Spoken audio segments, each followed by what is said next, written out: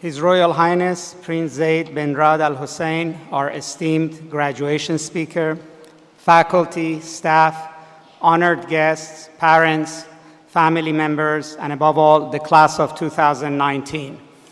It is my honor to welcome you to the commencement ceremony of the Johns Hopkins University School of Advanced International Studies. Today, we celebrate the graduating class of 2019, the 75th in the school's history. Hailing from 55 different countries, you created a truly global footprint inside and outside the classroom. When you arrived, you came from different walks of life. Today, you will leave with equally diverse ambitions and hopes, but also a singular goal: to study and lead with purpose.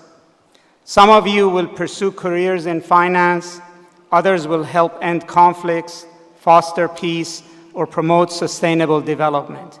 And many of you intend to serve your country as diplomats and policymakers. The rich diversity of your ambitions and goals is what makes you so special. All of you, in your difference, found a home here, in our diverse community of globe-trotting polyglots, innovative thinkers, and passionate activists. When I joined the school 7 years ago, I immediately knew that I had arrived at a special place that is both connected to history and is committed to shaping the future. 76 years ago, in 1943, when war raged in Europe and Asia, world leaders were thinking ahead, laying the foundations for a new international order as the anchor for peace and prosperity. A small group of distinguished government officials, business leaders, and academics became acutely aware of what was needed: a graduate institution that would prepare young women and men for leadership in that post-war world. From their vision, dedication, and personal commitment, the School of Advanced International Studies was born. We grew out of a period of transformation in the international order. Today, we meet at another such moment, fraught with uncertainty, a time when forces of economic inequality, political uncertainty, environmental change, and conflict threaten peace, prosperity, and progress. And once again, all those decades later, we find ourselves on the threshold of forging a new world order. And despite its challenges, the world is ripe with new possibilities for change. Your time as Johns Hopkins SAIS has prepared you to look at such a transformation critically, thoughtfully, and in the context of history and culture. The combined study of theory, rigorous economics, languages, and cultures has set our students and graduates apart from their peers for over 7 decades. And for this, I would like to especially thank our dedicated faculty. It is their commitment, scholarship, and passion for teaching that forms the foundations of the prestigious education you have received.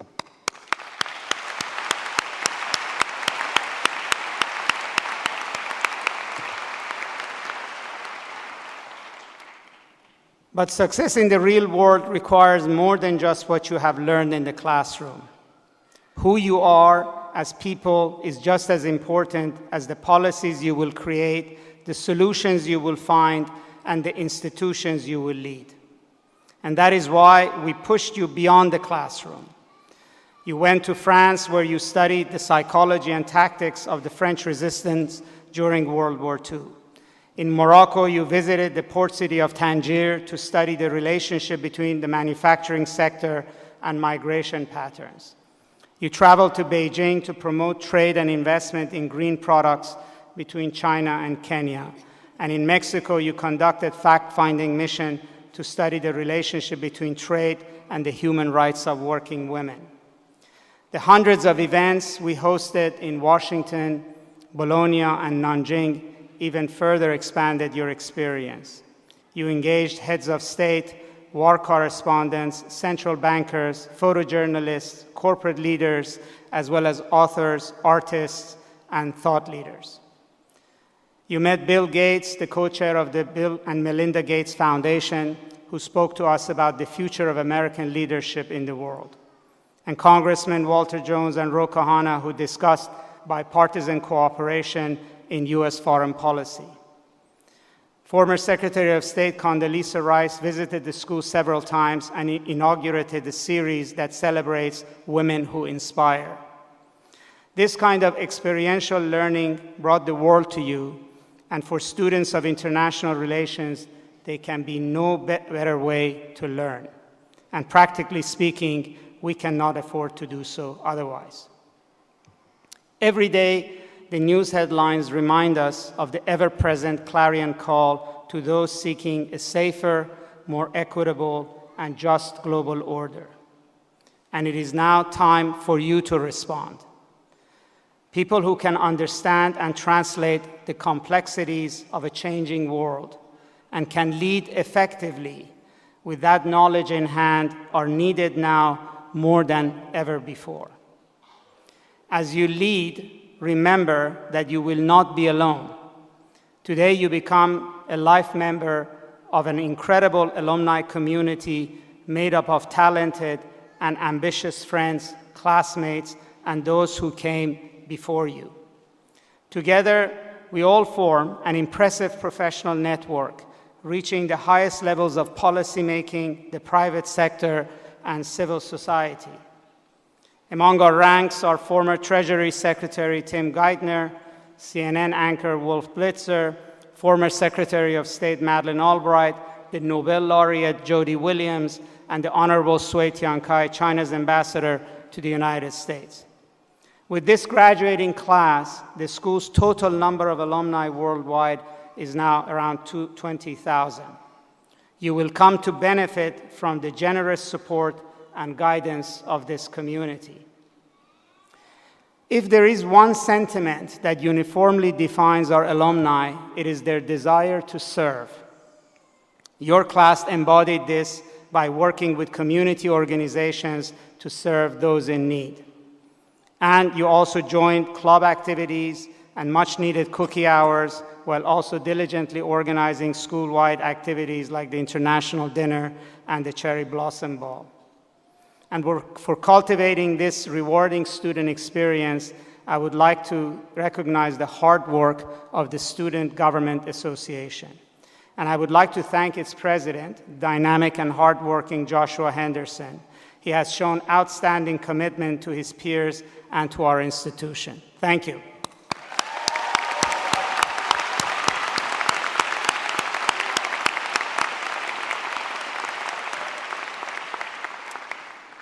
When we asked you what you most valued about your time at Johns Hopkins SAIS, many of you said the same thing, the chance to be exposed to so many different perspectives and people.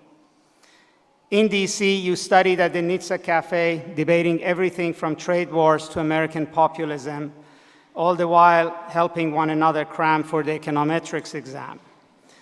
In Bologna, you enjoyed coffee breaks at Giulio's, attended seminars on political risk, and traveled around Italy and Europe as often as you could.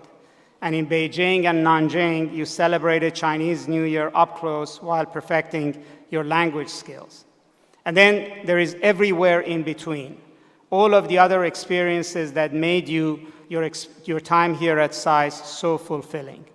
Whether it was spring break in France for the strategic studies staff ride, or the MAGP capstone trip to Morocco, these diverse experiences are what defines us and embody all that you have to offer the world. From this moment forward, know that you are no longer an outside observer to what is happening in the world. Rather, you are intimate players in its destiny and will constantly search for ways to shape it. What that comes with is great responsibility to be patient. We must understand that this work is hard, often taking years and decades to come to fruition and for us to witness progress. I'm reminded of President John Kennedy, who inspired a generation of doers, all motivated by a common mission to serve. Let us all look past the chaos of today's headlines and move forward in that same spirit to serve the billions of people around the world in search of a better life.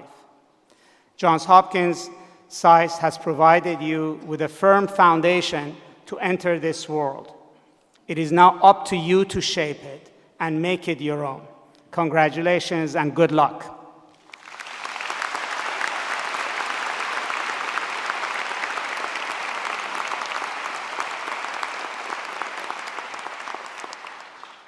It is now time to present the 2019 Founders Award, which is given to an individual who has provided extraordinary support to this school. And it is my honor to recognize Mike White as the 2019 recipient of the Founders Award.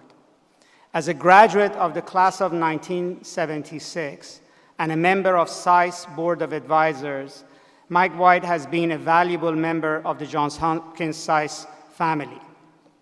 His education at Johns Hopkins SAIS translated into an illustrious private sector career which took him all over the world. He served in the senior-most leadership positions at globally renowned companies including Avon Products, Bain & Company, and Arthur Andersen.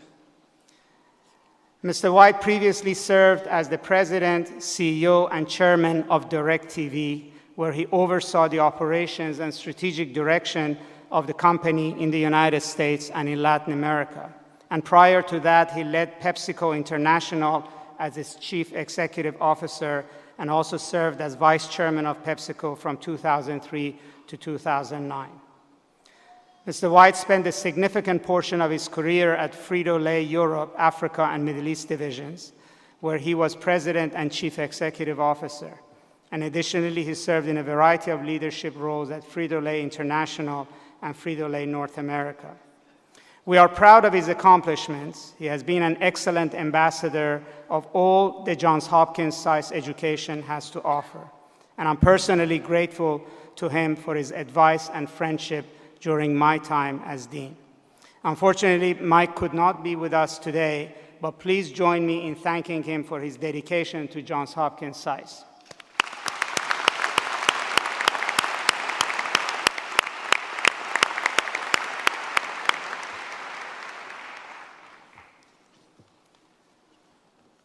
It is my distinct pleasure to present the Dean's Award for Exemplary Service to this school. And this award this year goes to Professor Monica Dubol.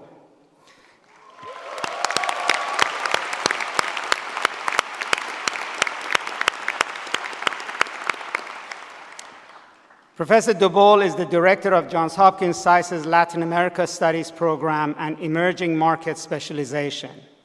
She also holds the Reardon Roet Chair in Latin America Studies. When Professor Dubol joined the Johns Hopkins SAIS faculty, her reputation preceded her, and it was our honor to have her join our prestigious faculty. As a senior fellow at the Peterson Institute for International Economics, and as an internationally renowned economist, she's the author of a number of books on global economy and Brazil. And prior to joining Johns Hopkins SAIS, she worked as an economist at the International Monetary Fund and also as director of the Brazil-based think tank, the Institute for Economic Policy Research. She brings immense intellectual contributions to the school, both in her scholarship and also through extensive experience in the policy sector. She received her BA in economics from the Pontifical Catholic University of Rio de Janeiro and holds a PhD in economics from the London School of Economics and Political Science. Students, faculty, and staff alike recognize her exemplary service to the school and to its community. And it is my honor to welcome her to receive her award today.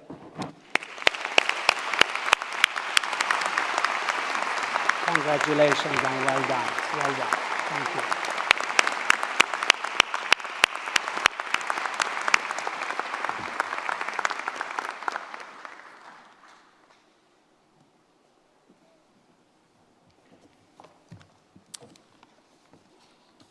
It is now my honor and privilege to introduce the 2019 Johns Hopkins SAIS commencement speaker, His Royal Highness Prince Zayed bin Rad Al Hussein.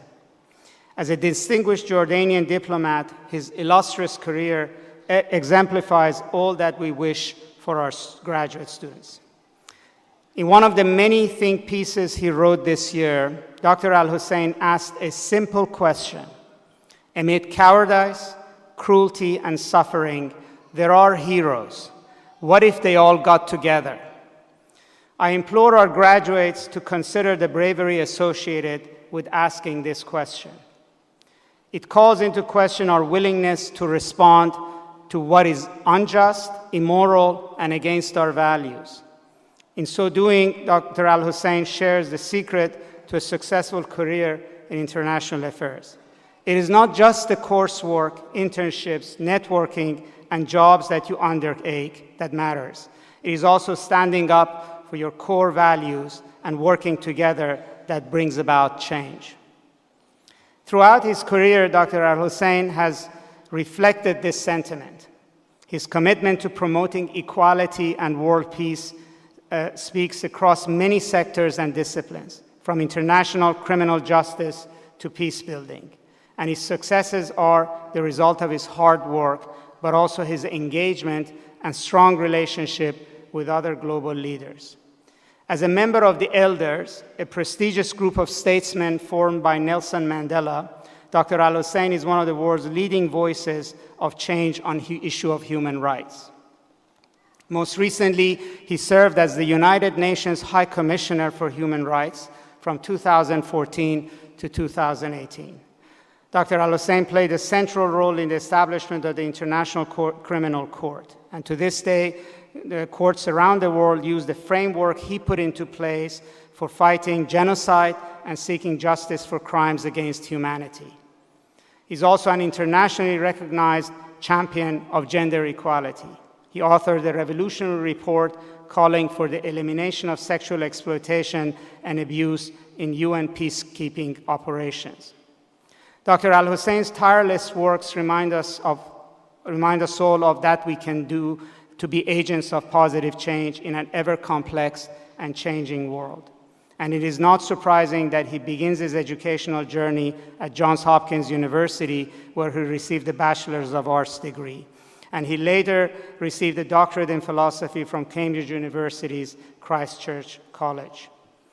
His interdisciplinary and empathy-driven approach to policy is a testament to intellectual values of this university. And we are honored to have them on display today, both in the presence of Dr. Al Hussein and in all of you, our graduates. Your Highness, thank you for joining us, and students, faculty, guests, please join me in welcoming His Royal Highness Prince Zayed bin Rad Al Hussein. Thank you.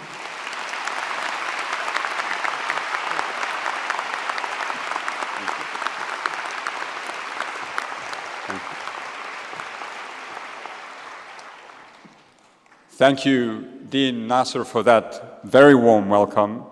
Dean Nasser, distinguished members of the faculty, and what a faculty it is. The graduates, family, and friends, otherwise known as the thrilled and the relieved. A good morning to you all on a day of celebration and joy for the graduates, certainly. And certainly, you graduates can draw breath easily now.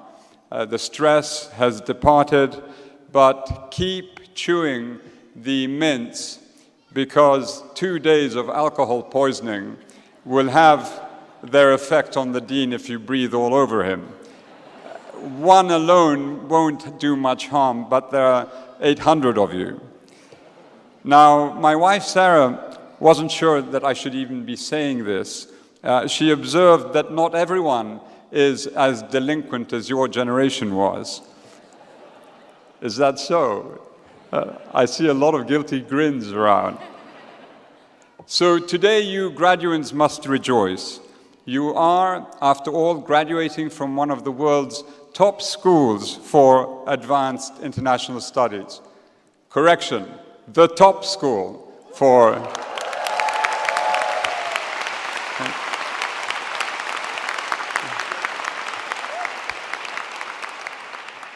the top school with a top-flight faculty, the creation of the Kissinger Center for Global Affairs, an upcoming move to the new facility, along with the Carey Business School. SAIS will make the Johns Hopkins Center in Washington the colossus of smarts in this town.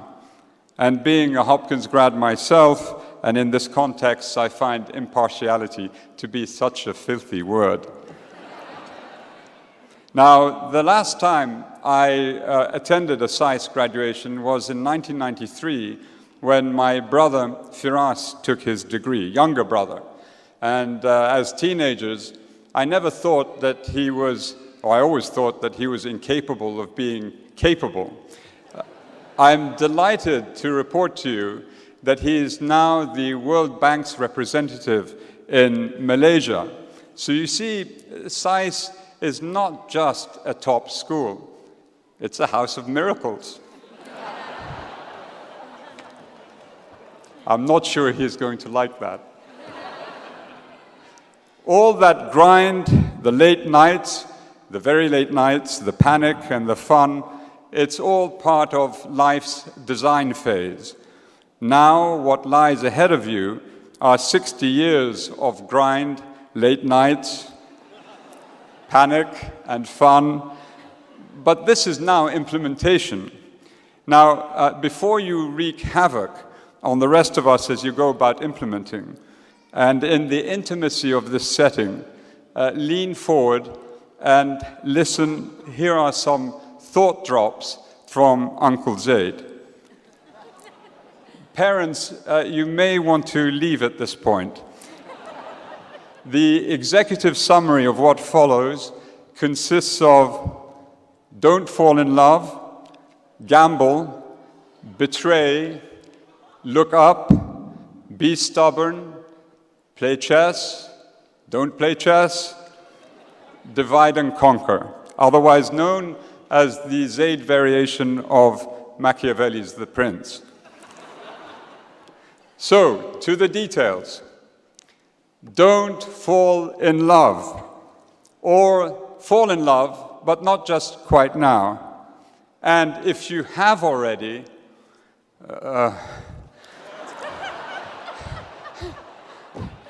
you're screwed.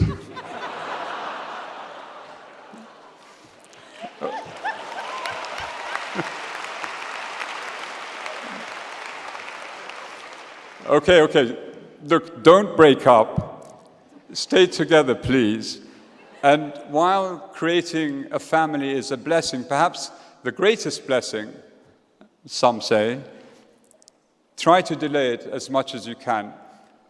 Look, you are a highly mobile subcategory of the human species. So use your mobility. Travel extensively if you haven't done so already. Live and work internationally. Mobility accelerates the accumulation of experiences, compresses them, especially if the situation in which you find yourself is complex and fluid and emotional. 2, gamble. No, not with your money, but with your life. It sounds odd. But not recklessly. Do so intelligently. After all, you should never live your life cheaply or die stupidly. Life should consist of a sequence of well-thought-out gambles. The more calculated the risks you take, the better for you. Eventually, in all cases, though, you must stretch yourself and threaten that dreaded default life, the otherwise mundane existence. In Farid ad-Din al-Attar's majestic 12th century Sufi poem, The Conference of the Birds, a group of birds debate whether in search of a leader, as Simorgh in Persian lore, they should expose themselves to the uncertainties of a long and perilous journey. Eventually, many birds do undertake this and take flight toward a leader promised to them only to find when they arrive, exhausted and bedraggled, each bird stands before a mirror. So, master an area or discipline well, and then summon the courage to change. Make yourself uncomfortable by moving to something adjacent and new. With that, the lines by which you identify yourself, perceive yourself, will sharpen until you reach your own Seymour. Because life, contrary to what many in this town believe, is not some personal public relations exercise. It is and must be more than that. It should be and ought to be something like a search and rescue operation. Search for that leader that hides within yourself, and then rescue others around you who need you. 3, betray. No successful treaty was ever negotiated without betrayal. As a delegate, you begin by pushing your country's original position, which, for the sake of reaching common ground, you abandon progressively. A consensus, put another way, is the sum of a preparedness to travel from the original position to a common and ultimately better long-term human fortification. So too in life, all social progress, all social justice, indeed peace and prosperity, comes from an act of betrayal against something not right, often unjust. It depends on the extent to which each of us is also willing to betray what exists in all of us in varying degrees, our own prejudices, be they our bigotry or racism, our anti-Semitism or Islamophobia, homophobia, and the like. Betray that, and betray whatever exists of a superiority complex, that we can all journey together. 4, look up. When negotiating complex documents or provisions, if a diplomat or a negotiator concerned commands a technical understanding of political science or development economics and does so masterfully because they graduated from SAIS, it can be hugely important, but so too is their ability to look up and see who's around them, to read the changing moods and tempo, the group behaviors. In other words, an ability to read the room, the community, the business, the country. 5, be stubborn. Be stubborn and fix yourself to principles, universal principles and rights. And there are no exceptions to this. The law matters. In the end, I have little care for you if you're a bright person. To me, it is meaningless without that second part. Who are you as a person? Are you prepared to defend the rights of all people and sacrifice something of yourself for it? In January 1942, 8 out of the 15 Nazis gathered around the table at Wannsee and who plotted the murder of millions had PhDs. Clever at some point earlier in their lives, yes, but compassionless too, when it mattered most, frozen to the touch, ultimately weak and wicked human beings. You must care for all others if you want to find happiness in your life. Believe not in the supremacy of color and ideology, but in the supremacy of warmth and the love for all humans. 6, play chess and watch others who play chess well. And I don't mean only the actual game. In life, you can learn so much from others who wield real technique, skillfully and effortlessly. By watching a master diplomat, usually from a small country, practicing their craft in a negotiating room, you will learn from them, but only if you're watching carefully, in the same way a curious child watches 2 adults playing chess. You learn to distinguish cunning from stupid. At times they can seem indistinguishable, and the trick in life is not to muddle the two. 7, don't play chess.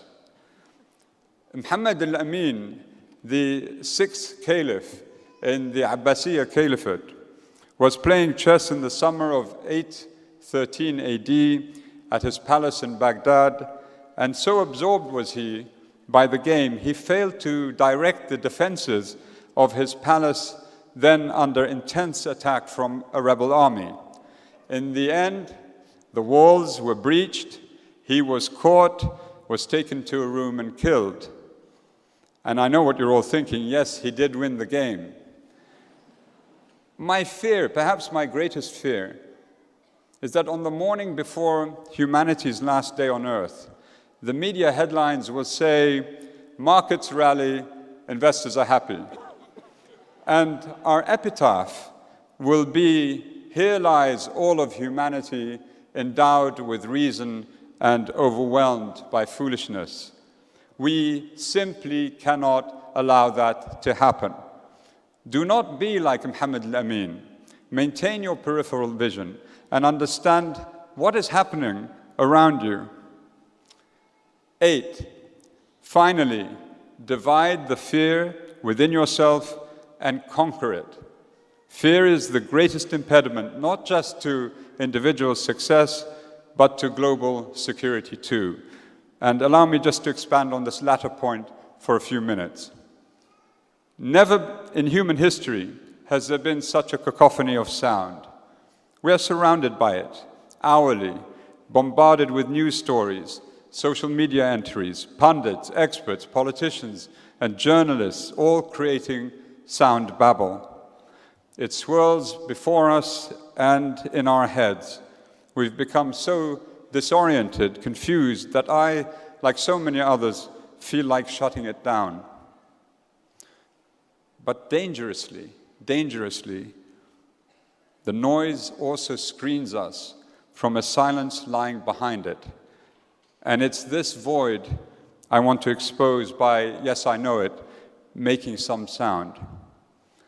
While almost everyone is talking or tapping, one category of very significant people are not, when they should be, because in the end, they matter to each other.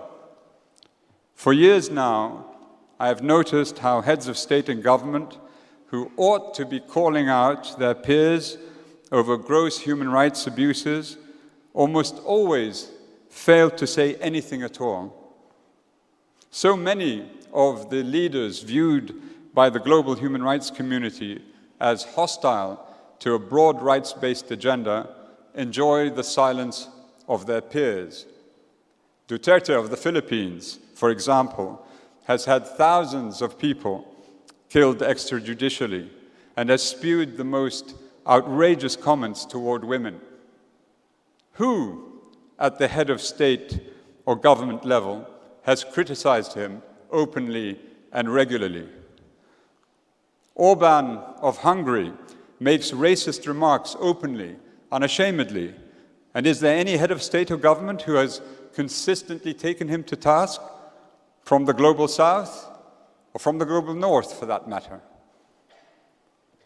The same applies to a long list of heads of state and government who are leaving their boot prints all over their people's rights, and often the most vulnerable of them. So why the silence from other leaders?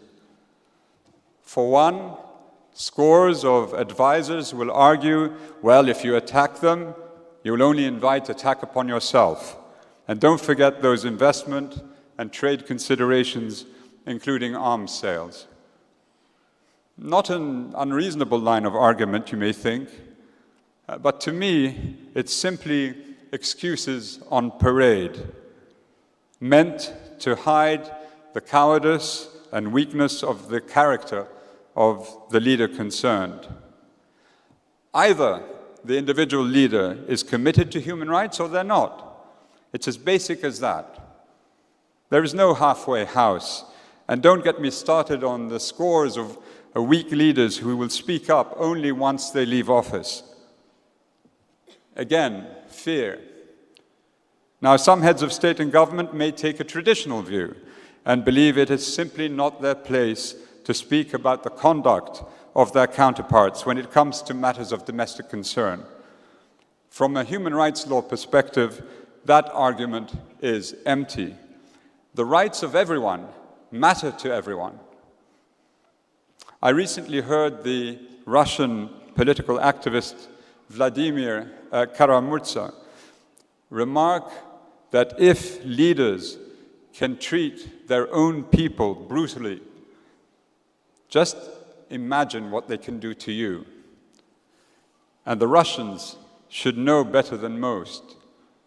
When Hitler pushed through the Enabling Act in 1933, giving himself dictatorial powers with which he ripped into the communists and his Jewish nationals freely, Stalin would have believed it was not his business to say anything. After all, he was no saint himself.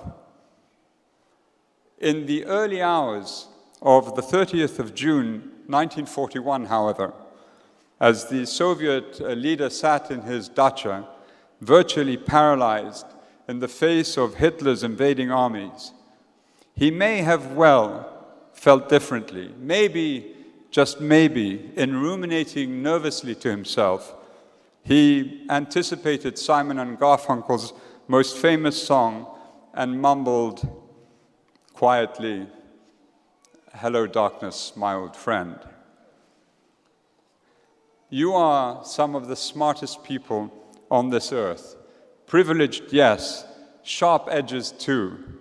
Now go and smoothen them out by battling against others with smart edges who mean us all ill. Never lose the energy or self-confidence that brought you here and carried you through. Dispense with fear and nurture and cradle the blue ball that is our planet. You're SAIS people. You can do anything. Rejoice. Congratulations to all of you.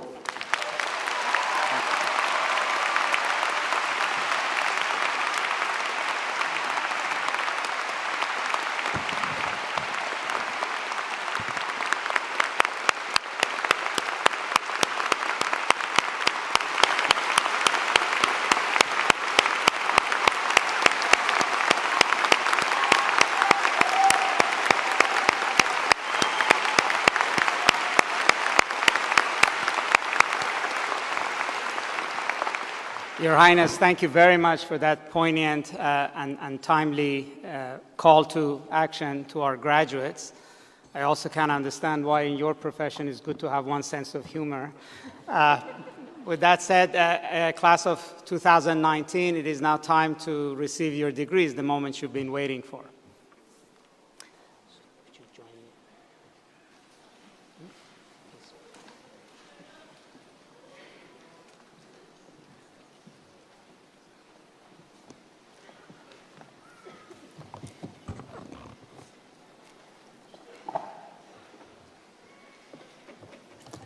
It is my pleasure to now present the candidates for the Master of Arts.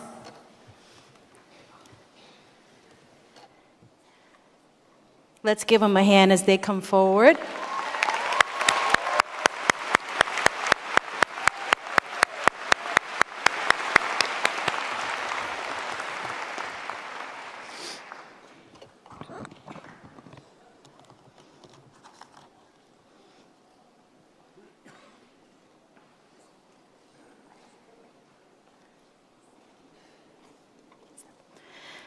Simon Burke Aborn.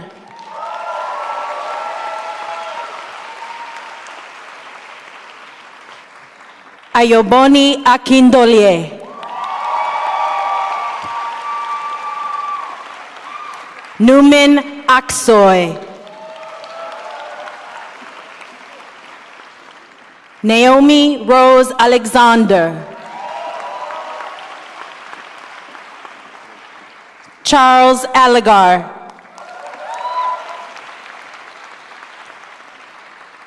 Vasilia Anayotos.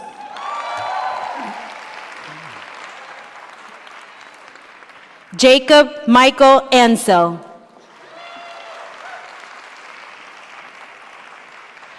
Mutan Shimon Ayash. Swati Reka Ayagari.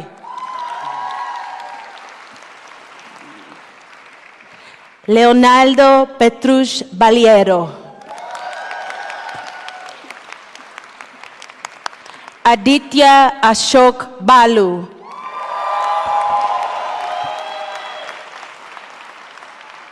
Srijoni Banerjee. Connor Barniskis.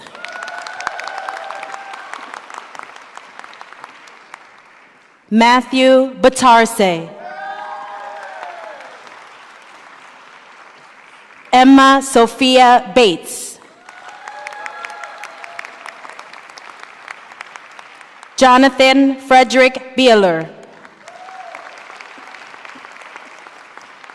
Bethlehem Mehari Belacho. Sharon Benzoni.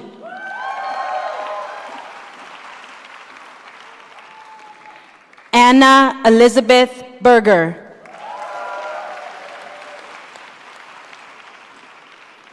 Samuel Bernstein. Aditya Anjali Balchandra. Akshay Bhatnagar.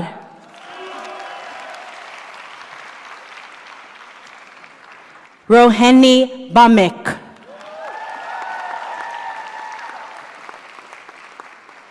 Lisa Biancalana.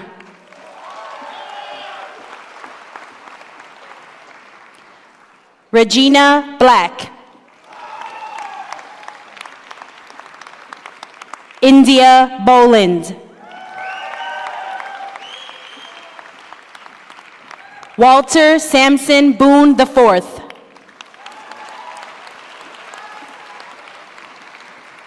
Irina Botutales.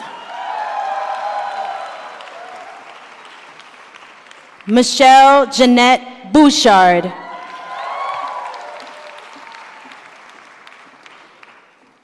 Lindsay Rianne Breyer.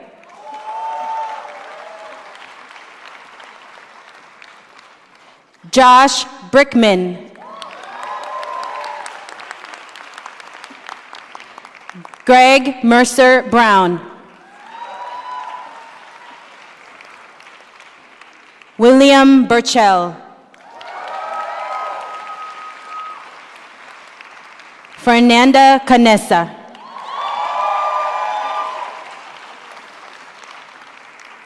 Isabella Carlton.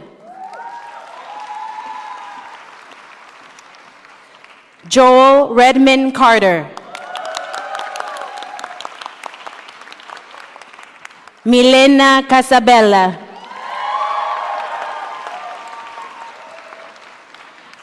Gianna Nicole Siofas. Karima Chaisengchan. Zhe Jie Zhang.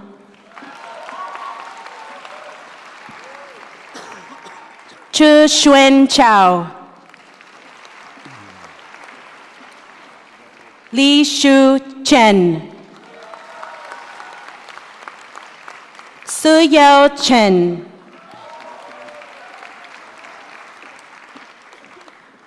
Ya Dian Chen.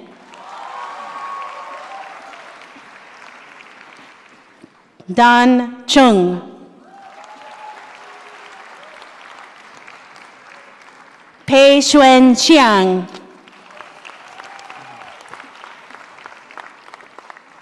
Joyce Yan Yan Chin. Dominic Chu. June Choi. Max Shanchun Chao. Jonathan Gregory Christ.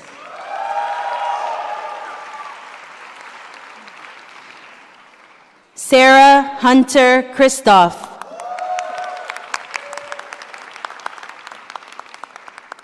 Marie Chung.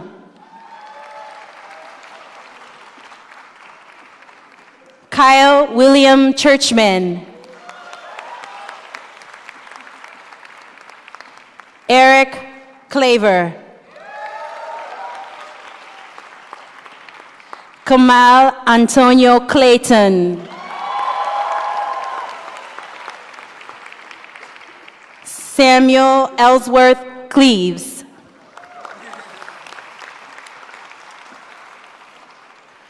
John Clements.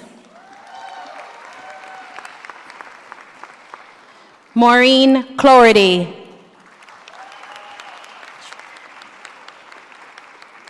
Catriona Cobb.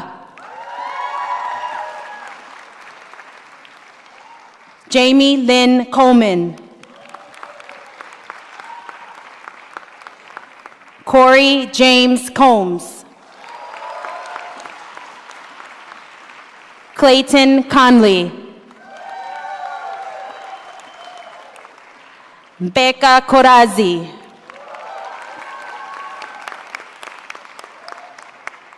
Sam Crosby.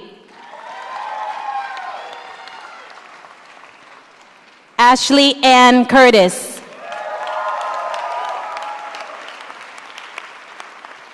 Murat Naeem Dagli.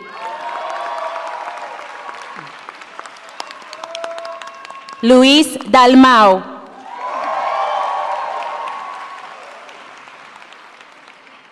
John Francis Janowitz Jr. Sebastian Danhoff. Ashley Ann Davidson. Alexander Davis. William Cooper Davis. Sebastian DeQuant.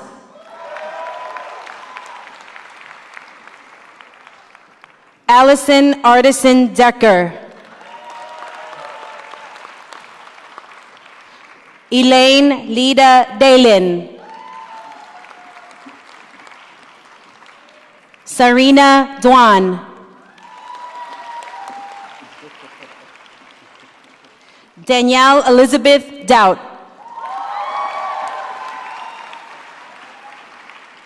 Benjamin Duvali. Yongjia Du. Pratyush Dubey. Megan Elizabeth Duffy. David Michael Dye. Stephanie Edwards. Dixon Efa.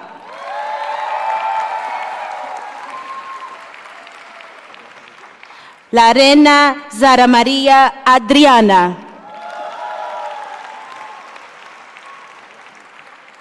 Patricia Judith Eloaza.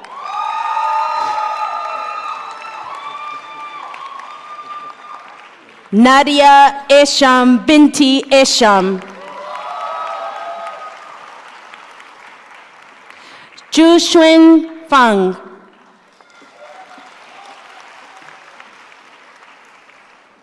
Filippo Nicola Feoli.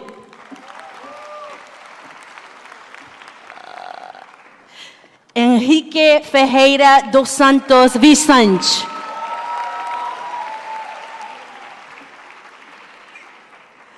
Mark Andrea Fiorina. Nicholas James Fox. Sydney Freeman. Daniel Frey. Christian Freimeyer. Pietro Gagliardi. Maya Elena Gaynor. Carrie Ruth Galligan. Rachel Grace Gamlin. George Van Gao. Olivia Gao. Naomi Garcia. Jin Ge. Maria Gershuni.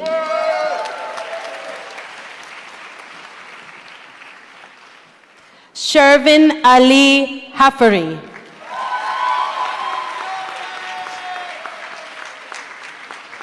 Matthew Giebler.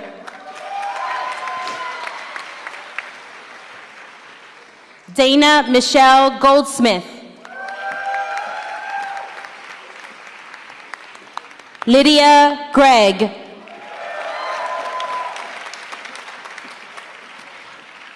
Ben Grigori.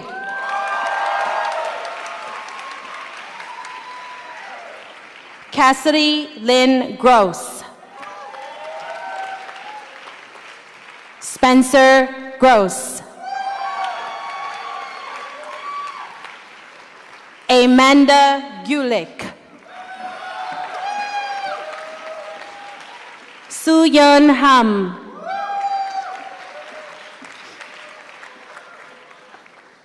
David Hamburger.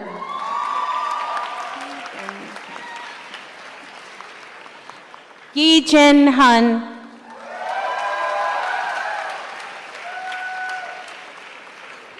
Chloe Reese Howenstein.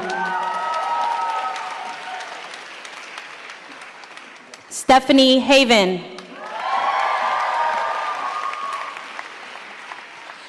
Jiawei He.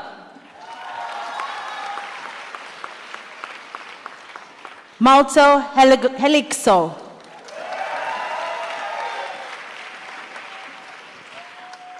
Joshua Henderson.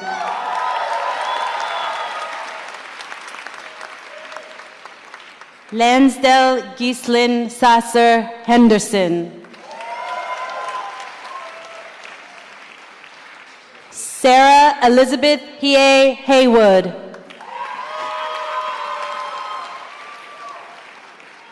Matthew James Hickman.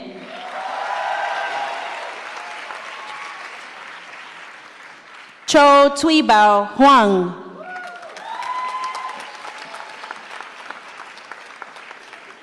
Juliet Holthouse.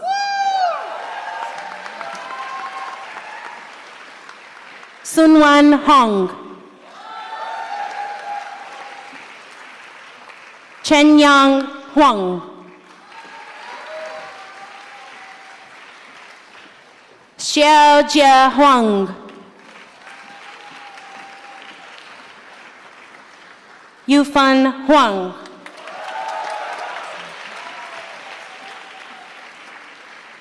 Brittany Asantwa Hughes.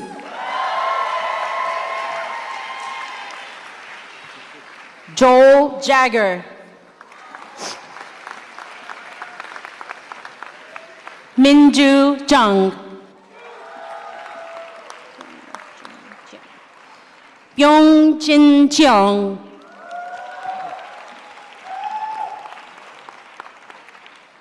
Sahid Abdullahi Jailani.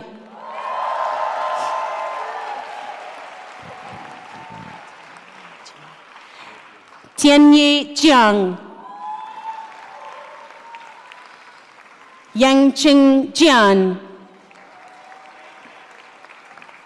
San Jin. Rebecca John. Maxim Cooper Jones.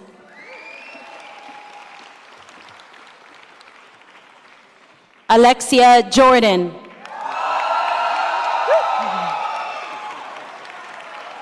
Kevin Jung.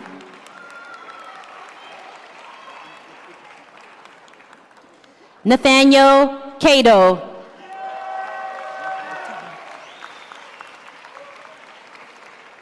Matthew Kawatani.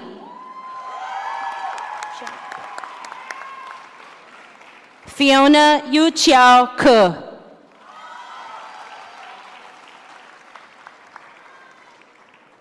Gloria Keburunji.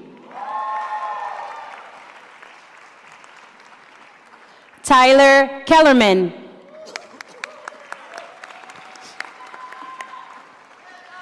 Devin Curley.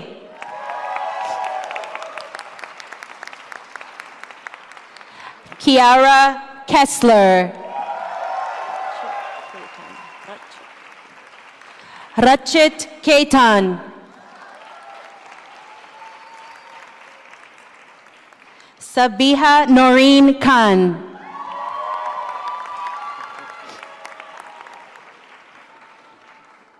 Tim Kang.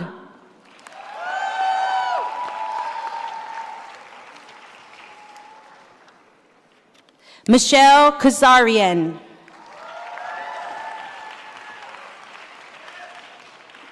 Hyejeon Kim.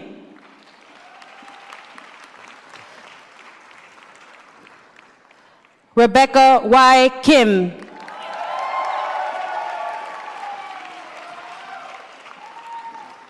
Leo Klenner.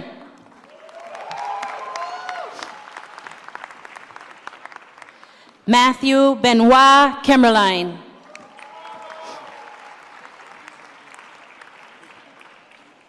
Peter Kunze.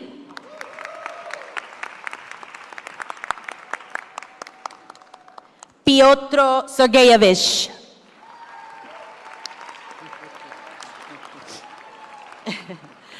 Alyssa Lar.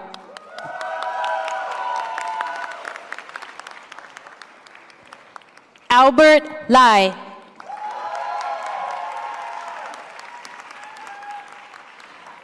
Courtney Lamendola.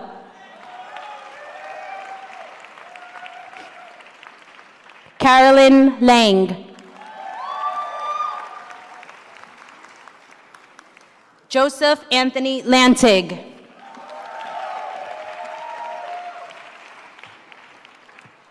Jamie Allen Lane.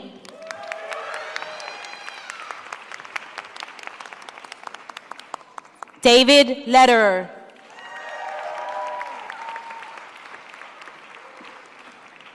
Jae-Yun Lee.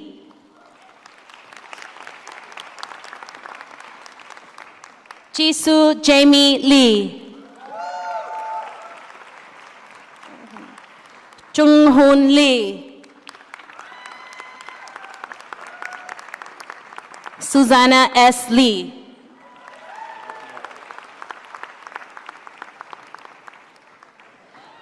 Michelle Marie Lemure. Danny Lee. Mengze Lee. Yuanzhen Lee. Ziyue Lee. Bu Wei Lin. Zhe Yang Lin. Meng Lei Lin. Yan Chen Liu. Yang Liu. Yichi Liu.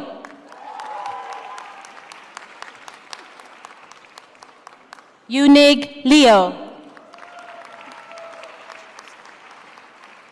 Jinze Liu.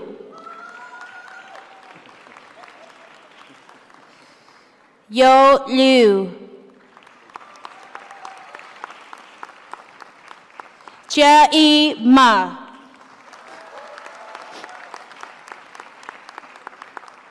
Patrick Mackless.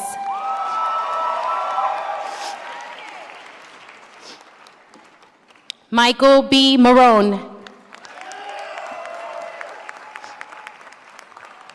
Christine Sacco Martin.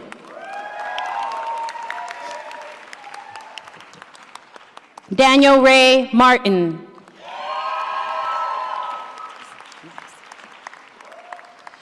Michael Christopher Matisich. Angela Mazimba.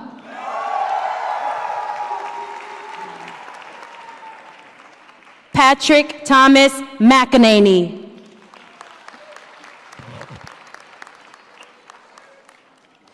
Gregory Martin McAndrews. Ross Medical.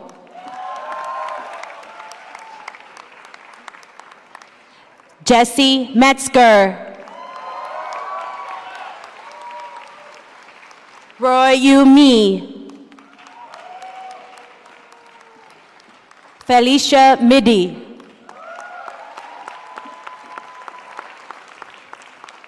Long Min. Diego Murara.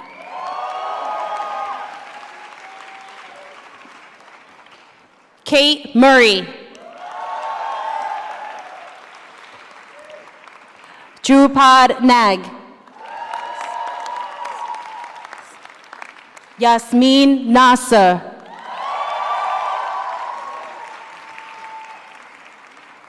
Lisa Jean Nations.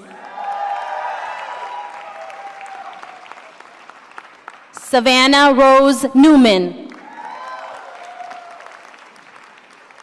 Aaron Ng. Fuan Wen.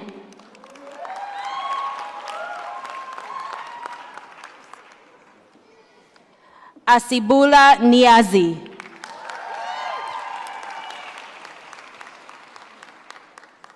Eric Nolan.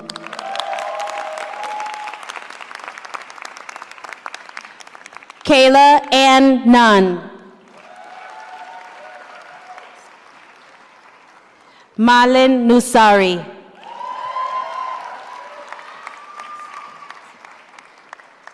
Benjamin Nussbaumer.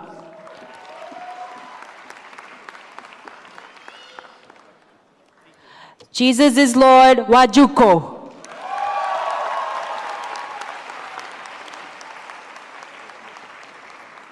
Batulga Arguero.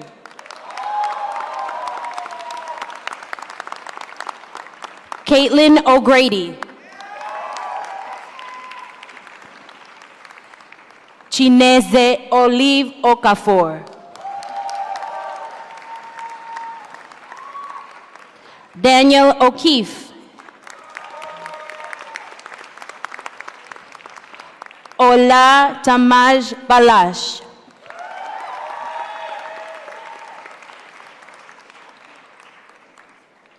Brandon Oliver.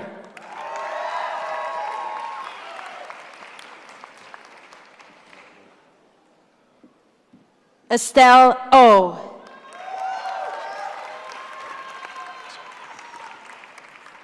Chie Owada. Richard Packer. Lee Pun. Cecilia Panella. June Park. Sung Kyung Park. Dylan Parks.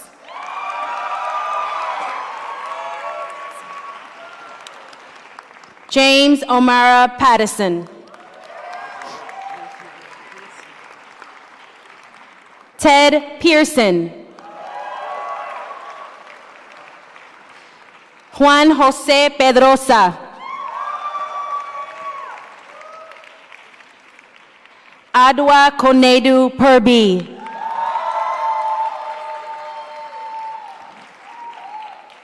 Christian Perez.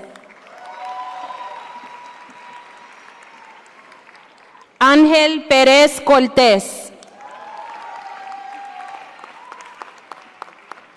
Sarah Fund. Jared Plotkin. John Poor.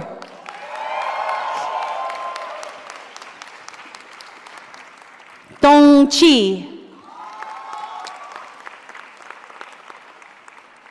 Lin Chin. Zhe Yu Chin. Debolina Rukshith.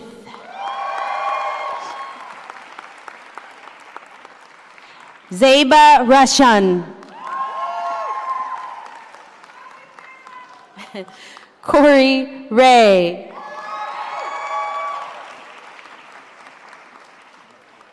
Ifan Ren.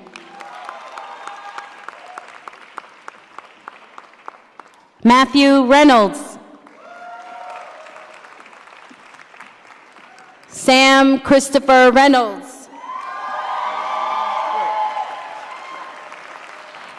Liana Rofe. Kirsten Roof.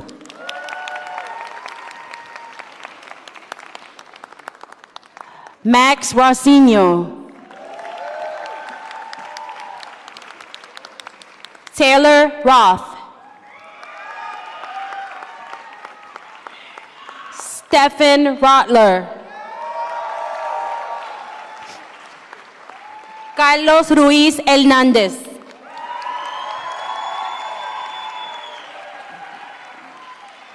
April Jonghua Ryu. Malani Samtani. Haley Ray Samu. Andrew Sanders.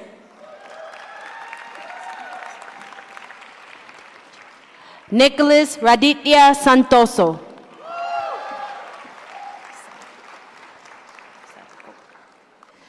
Malco Saraco.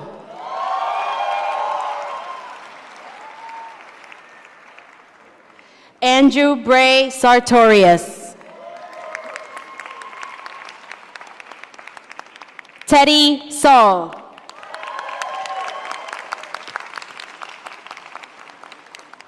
Evan Joseph Shell.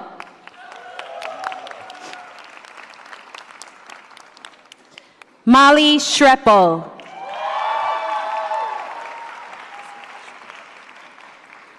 Zeke Schumacher.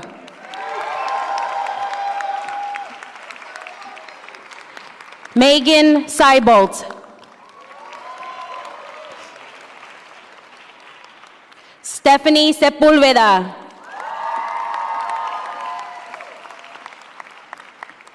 Yuhan Shang. Palak Sharma.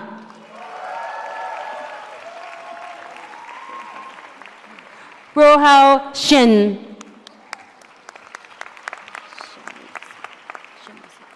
Keita Shimizu.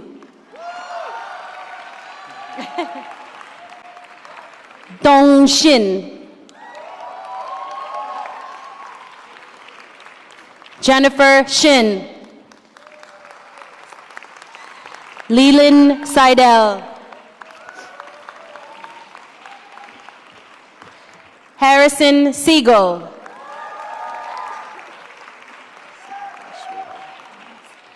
Valerian Sikwashvili. Samar Singh. Isabel Sitkoff.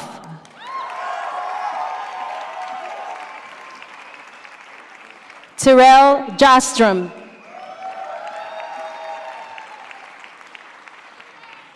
Elizabeth Laura Skonen.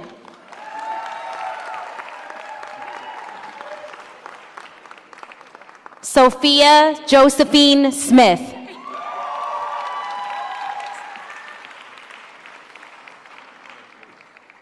Gwendolyn Eden Snyder.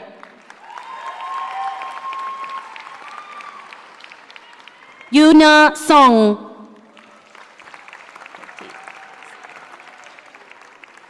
Ritika Sood.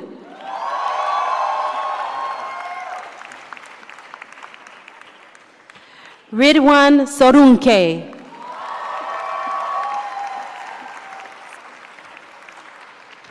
Karen Souza Muramatsu.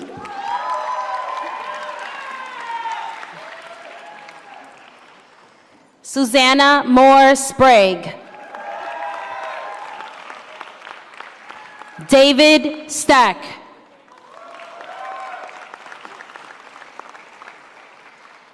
Michaela Stevens.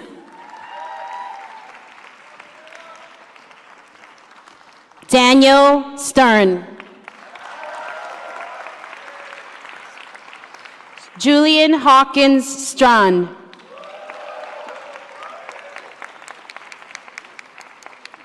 Ray Yue Sun.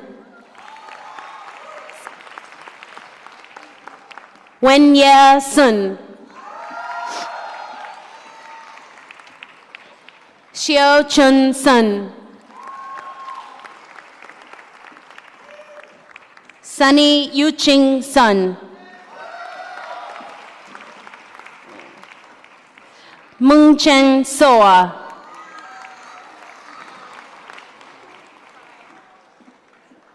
Michael Sutherland.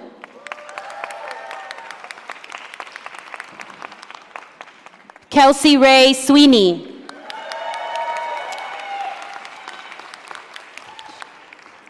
Yoshino Tamai. Kai Zita.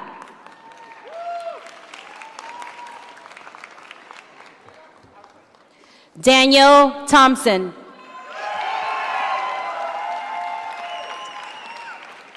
Robert Tixon. Nyenyanyo Patrick Toure.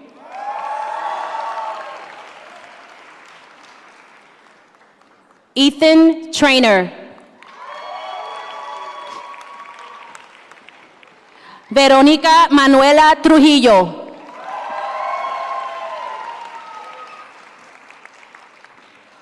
Uyanga Medley Somanku.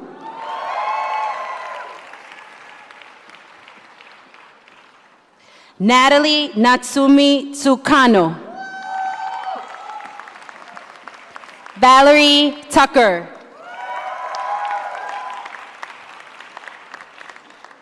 Catherine Tyson.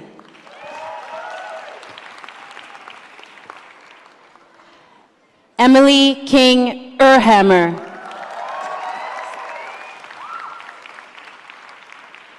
Mies Daniel Vanderwerf.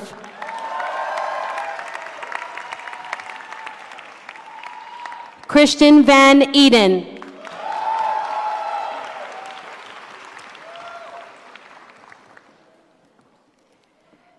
Tristan Van Coat.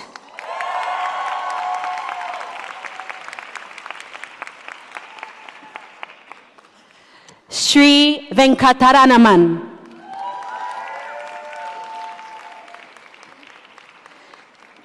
Virla Margot Verhey. Charles Wan. Jingrong Wang.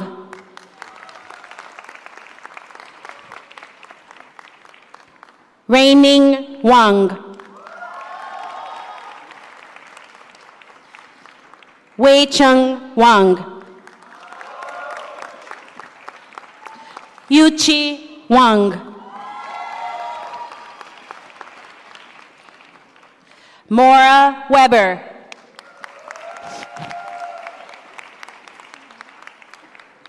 Brian Scott Webster.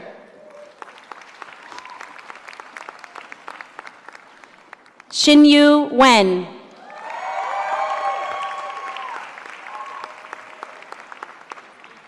Ned Wally.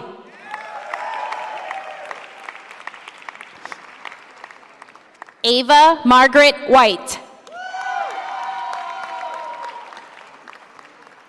James Holt Williamson.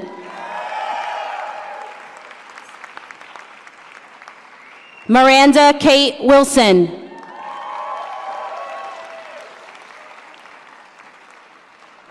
Rob Wimberly. David Winship Witter. Sarah Wolf.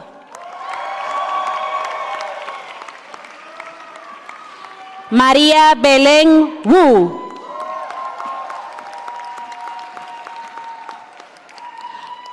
Bu Quan Wu.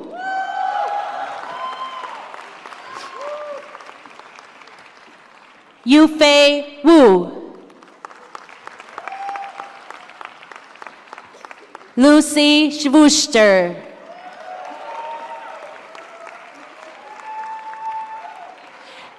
Yao Xiao.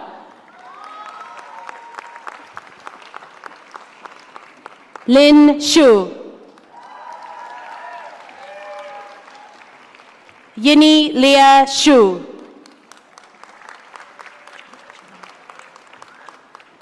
Zhongjing Shu. Yinchen Beatrix Yan.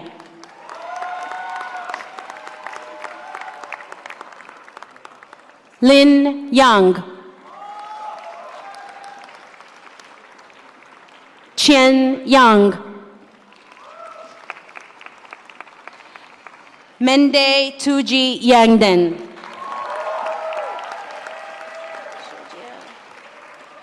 Shijia Yao.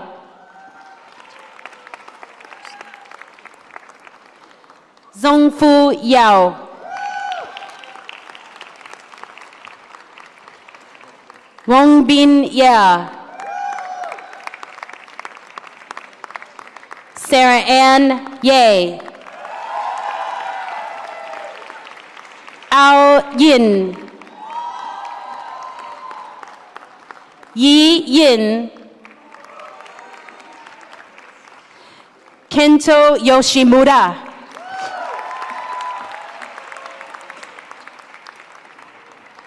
Huiyu Jai. Ranyan Jan.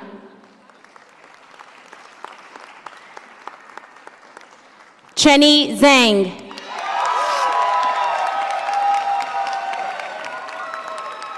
Jiaming Zhan.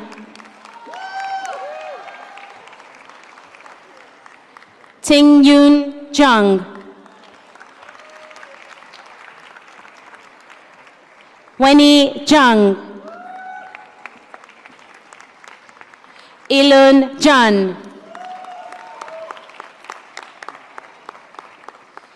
Zhuming Zhang. Zhuo Joy Zhang. Shang Si Zhou. Si Yu Zhou. David Zogabe.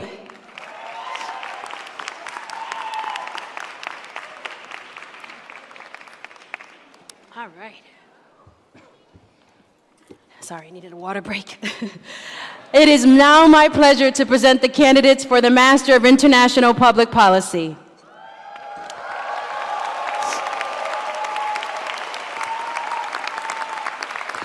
Adiola Akinremi. Cynthia Arevalo Rincon. Akar C. Brambat. Andrew Braxton Canfield.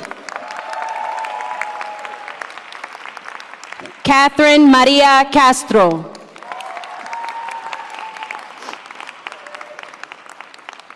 Michael Robert Connors.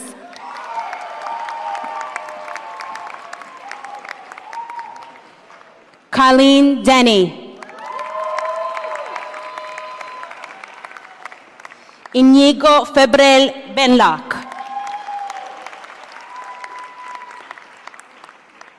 James Folks.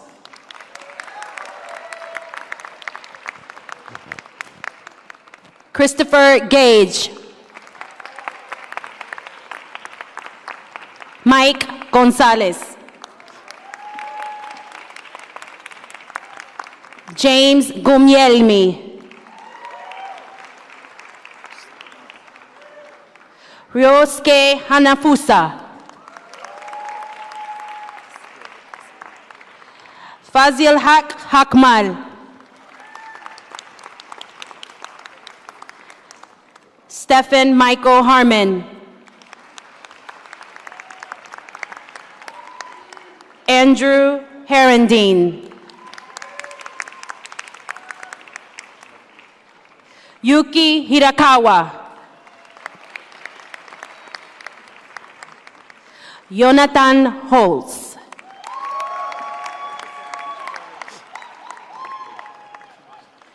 Gonche Japar Piche Lee.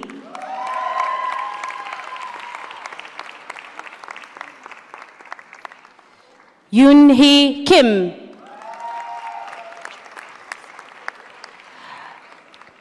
Claudia Trevisan.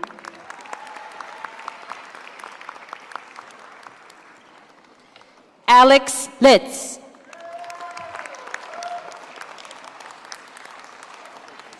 Angel Lopez Jr. Berlin Marcelin. Megan Miller.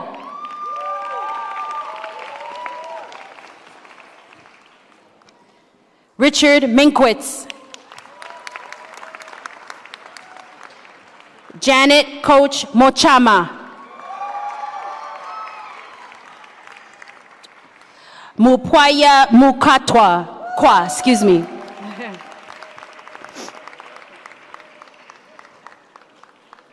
Mika Nakira.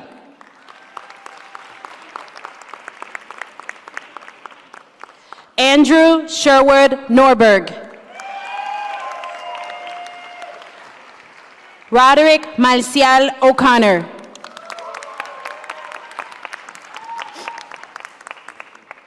Ziping Pan.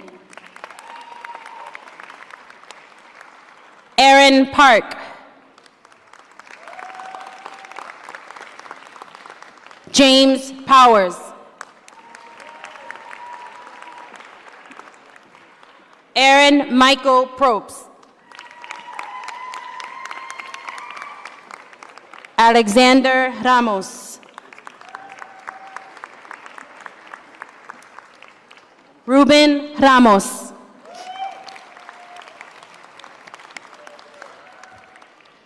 James Tripoli Robinson.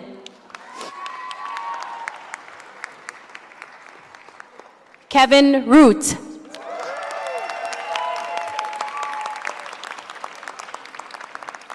Catherine Mary Rupert. Andrew Schwilk.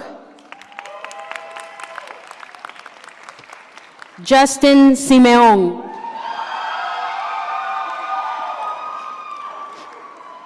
Thomas Bug Stauffer.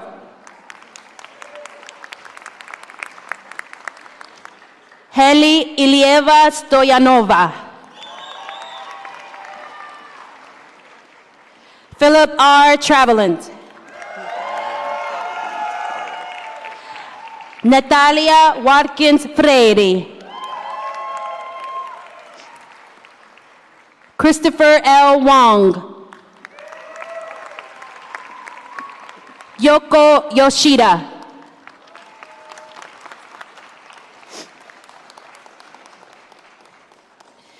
It is now my pleasure to present the candidates for the Master of Arts in International Economics and Finance.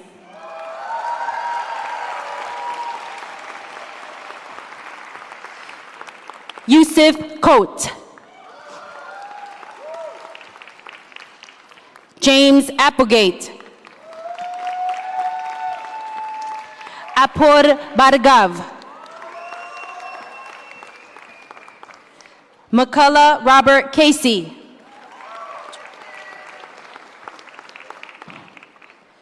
Jun Young Chai.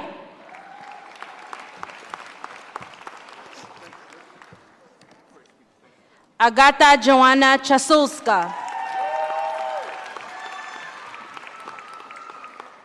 Micah Cohen. Aldan Damirayak. Adam Donald Donahoe.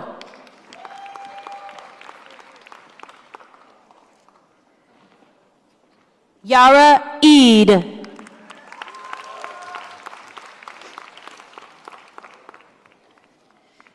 Alejandro Fiorito Baratas.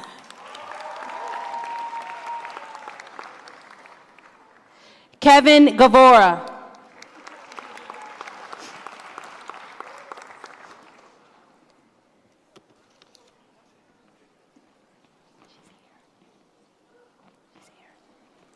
Hao Zhiyi Guan.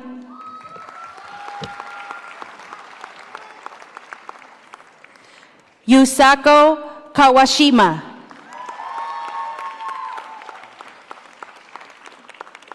Ming Sung Lee.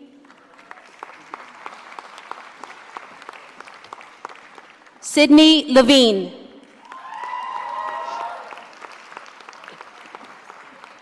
Yu Hui Lee. Zi Hui Liu. Kimya Nia.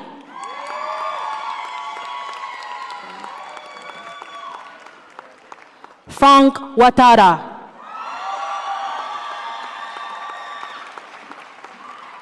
Michael Clark Redmond. Ro Yu Xiao. Anmisha Sharma. Xin Yu Tian. Man Chun Wang. Yu Xuan Wu. Wan Chi Xie. Hao Peng Shu.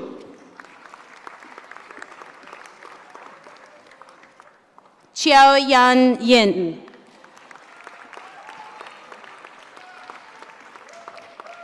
Chi Chao Jia.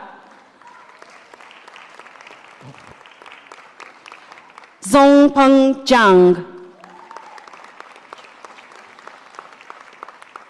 Zhen Cheng Zhou.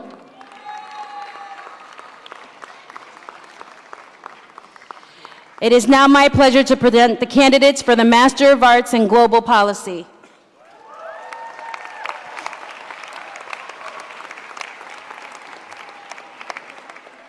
Rebecca Betts. Edward William Buckley. Tiago de Aragao.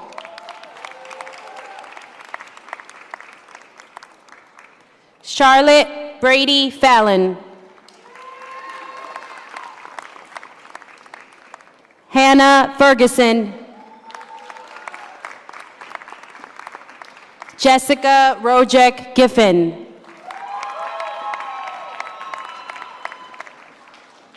Adriana Gutierrez. Russell Hanser. Matthew Douglas Hearn. Elena Ho. Raymond Kaplan. Ashley Mergen Kennedy. William Line.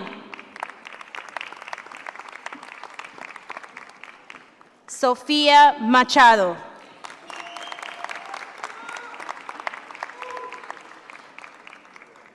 Jacqueline Karina Moore.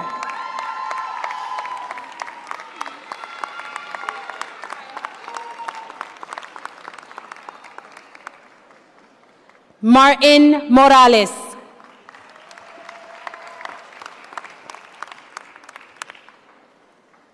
Janet Laverne Morgan.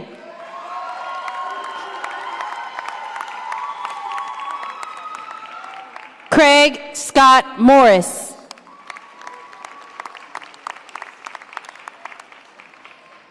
Matthew Nevins.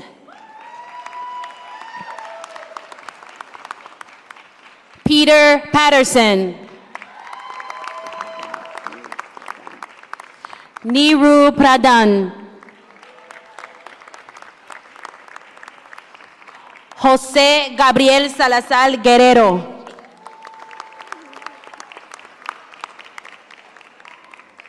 Erin Kaylee Talker.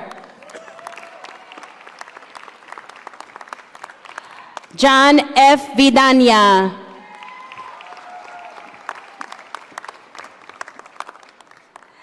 It is now my pleasure to present the candidates for the Doctor of Philosophy.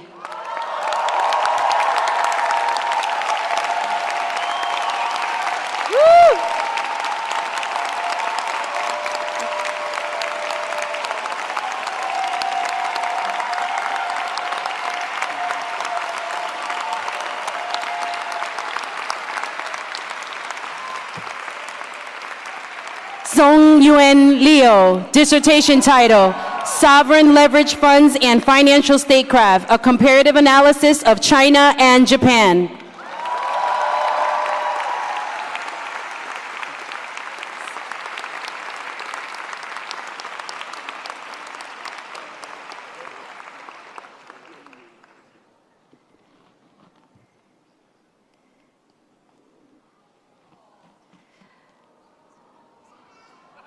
Give her another hand, get rid of the awkward silence, yeah! Woo! Yeah! Salama Mary Magnuson, dissertation title, Non-State Armed Groups, Social Contracts in Fragile States, Central African Republic and Darfur, Sudan.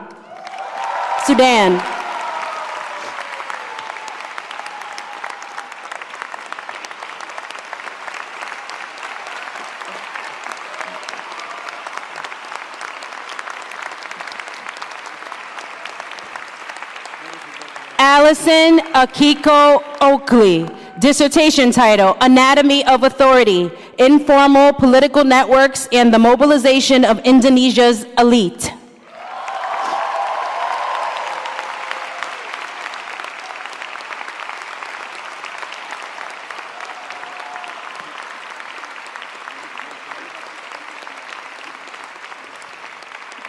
And last, but certainly not least, Douglas Walter Winton, dissertation title, Is Urban Warfare a Great Equalizer?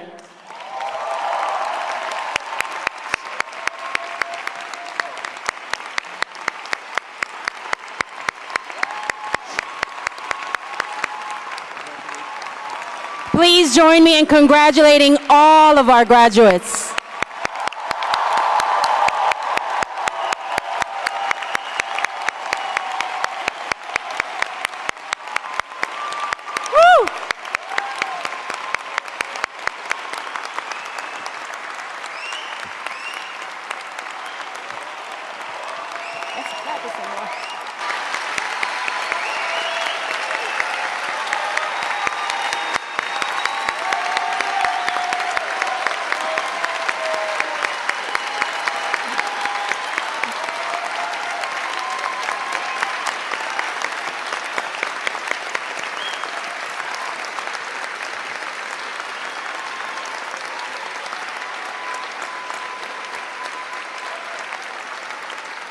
I would now like to invite Joshua Henderson to the podium.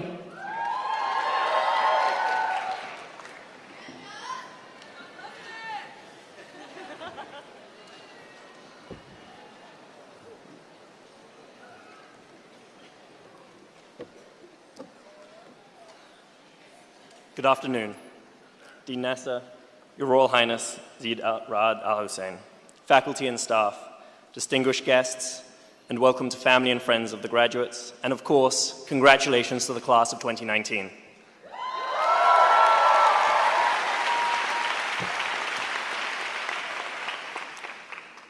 It's been my honor this academic year to serve as president of the Student Government Association.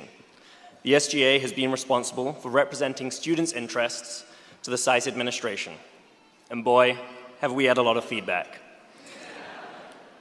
Students haven't refrained from telling us their thoughts in person, over email, Facebook, and even on Instagram. Turns out that a group of aspiring diplomats, policymakers, and strategists aren't afraid to speak their mind. Who would have guessed? The SGA has also organized the biggest social events on campus, from the International Dinner in the fall, where 14 clubs served national dishes from their home countries, to the annual Cherry Blossom Ball, which this year had the highest attendance ever at SAIS. I've been worried about what to say in this speech for a few weeks. How could I hope to encapsulate all of our individual experiences at SAIS? But I think all of us chose to come to SAIS for the same reason: an interest in global affairs, both national and international issues, and a desire to learn from some of the brightest minds, our professors and fellow students. In my own case, I applied to SAIS in the fall of 2015, but chose to defer my start date until 2017. Like all of you, I had to answer the following question in my application: discuss an issue of national or international importance and its concern to you. I chose to write about the then upcoming Brexit vote. Incredibly, even with my deferral, I've still managed to graduate before Brexit is finished.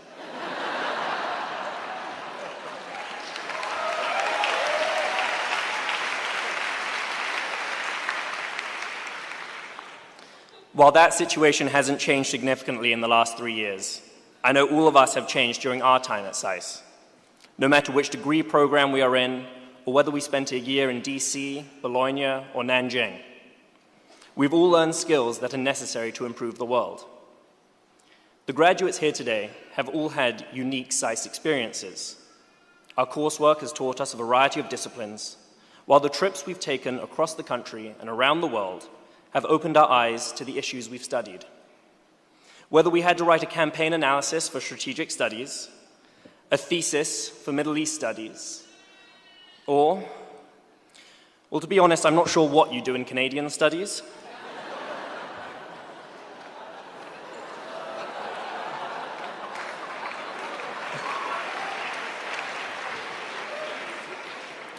But I'm glad someone is looking out for relations between America and one of its largest trading partners. And then there are some experiences we all share in common. We've survived heavy course loads, demanding internships, and miraculously, we've all survived jaywalking across Massachusetts Avenue.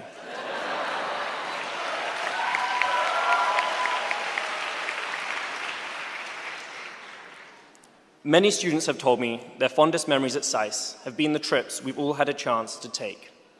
Whether it was the strategic studies staff rides, practicums, department or student-led trips, we've traveled as far away as China, India, Israel, Colombia, Uganda, and many more. All of our trips have had an impact on us, allowing us to see new places, hear different perspectives, and to do it all in the company of our fellow students. That's why this year, the SGA has organized the class gift of 2019 to create the Student Experience Fund. The fund will be available to all students who otherwise wouldn't be able to go on a SAIS trip due to cost. No SAIS education is complete without an opportunity to apply our studies abroad, and no SAIS student should have to take out additional student loans to go on one. We still have 2 more days to raise money for the Student Experience Fund, and our class's donations will be matched by a generous donor up to $25,000, so that future SAIS students will have the same opportunity to travel that we benefited from. If that sounds like a worthy goal to you, please consider contributing if you haven't already.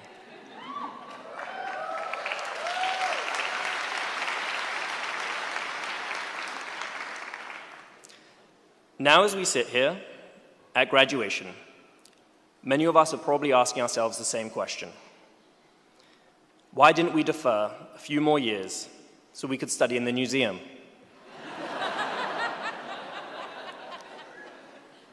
But if we had, our SAIS experience wouldn't have been the same. We wouldn't have met the friends who sit among us today.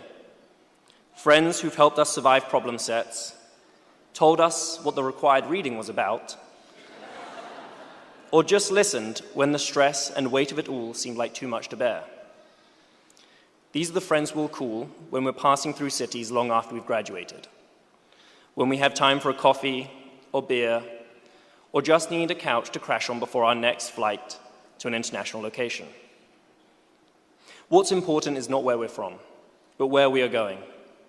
Every SAIS student shows a passion for making the world a better place. And thanks to our studies these past few years, I know each of us is prepared to go forth and do just that. So to the class of 2019, congratulations.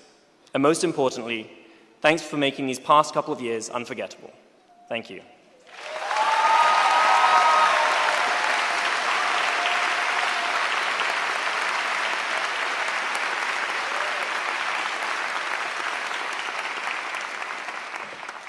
Now, today is not just about the graduates. There are a lot of thank yous that many people deserve for supporting us. Our families and friends, the SAIS administrators and the faculty. A special thank you should go to the entire commencement planning team for organizing this beautiful graduation ceremony.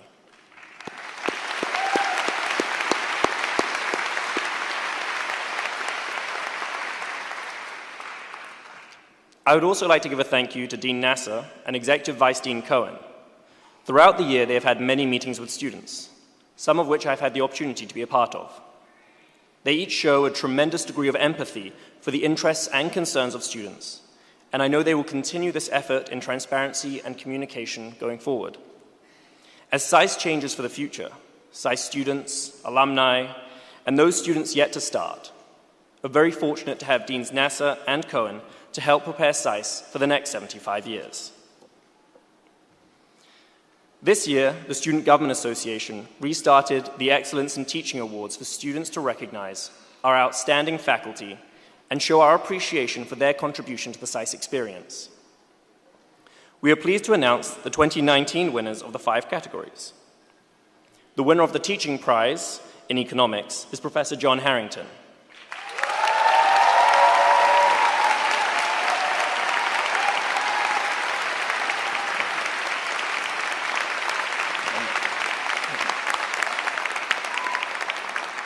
Professor Harrington has taught many of the students here today, teaching both the statistics and econometrics classes. Students admire his ability to explain complex and abstract statistical concepts for students to understand, no matter their mathematical experience before SAIS. However, they do wish he would stop choosing the 8 a.m. time slot for his classes.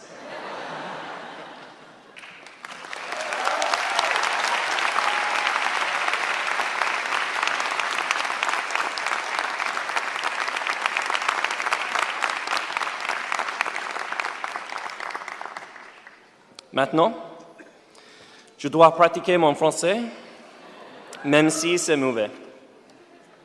The winner of a teaching prize for a language teacher is Dr. Saida Aradi. Dr. Aradi is an enthusiastic teacher. Speaking to some of her other students today, they were all quick to say how friendly she is and how enjoyable her classes are. She keeps the class engaged and relaxed to practice their French. It is a 2.5-hour break from our otherwise regular heavy course load.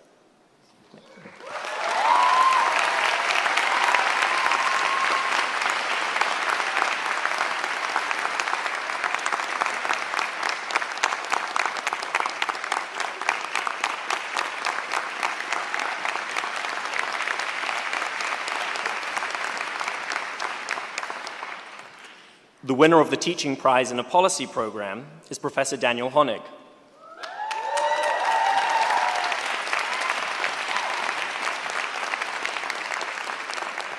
Professor Honig teaches the Introduction to Development course.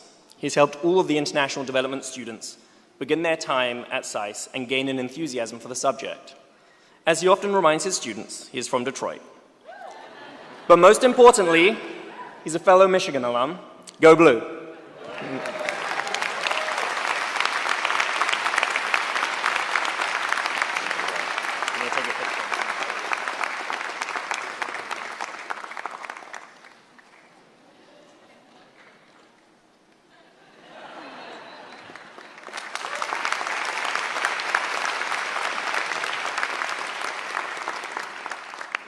The winner of the teaching prize in a regional program is Professor Monica de Bol.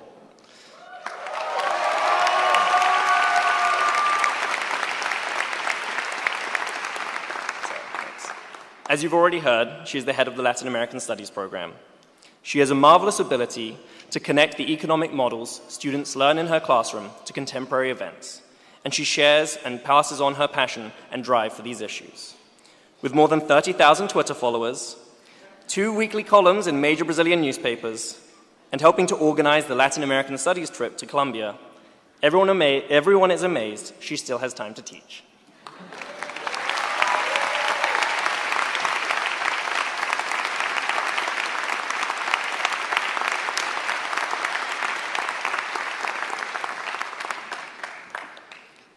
The winner of the teaching prize for an adjunct teacher is Mr. Banks.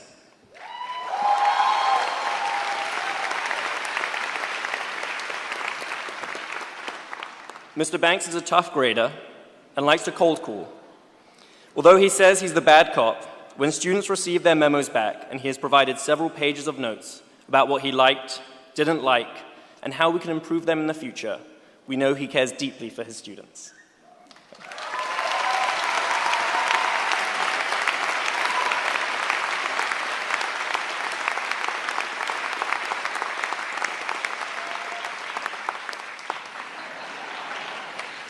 Now I'd like to invite Executive Vice Dean Elliot Cohen to the podium to present the Student Awards.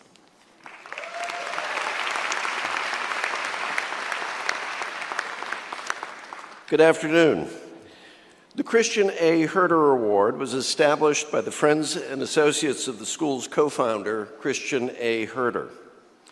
This award for distinguished academic performance is presented in honor of the person whose vision and inspiration have encouraged generations of young people to perform effectively, with skill and with statesmanship in the international arena.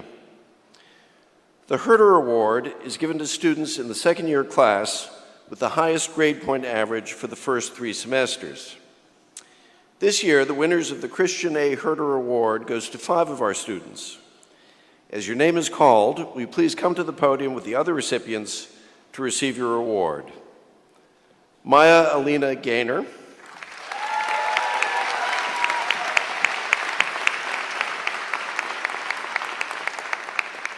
Matthew John Giebler,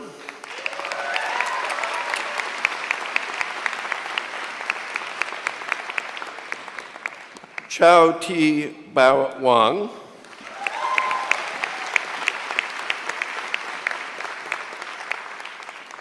Tyler Scott Kellerman,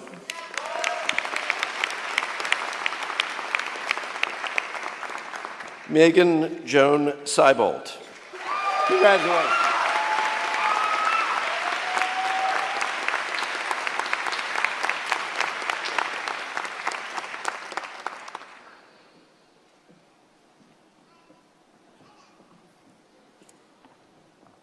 Congratulations.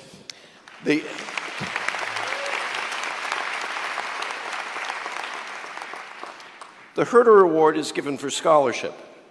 The most important component of the next award, the William C. Foster Award, is service to SAIS and the community. The certificate reads, "For sound scholarship and a record of leadership and distinguished service to SAIS, exemplary of the high qualities of integrity, loyalty, and ability admired by Mr. Foster." This prize honors the former director of the Arms Control and Disarmament Agency, distinguished businessman, tireless public servant, and devoted SAIS Advisory Council member. The students receiving the Foster Award were elected for significant contributions to SAIS and the community. The 2 recipients of the Foster Award are Sun Won Hung and Rebecca Kim.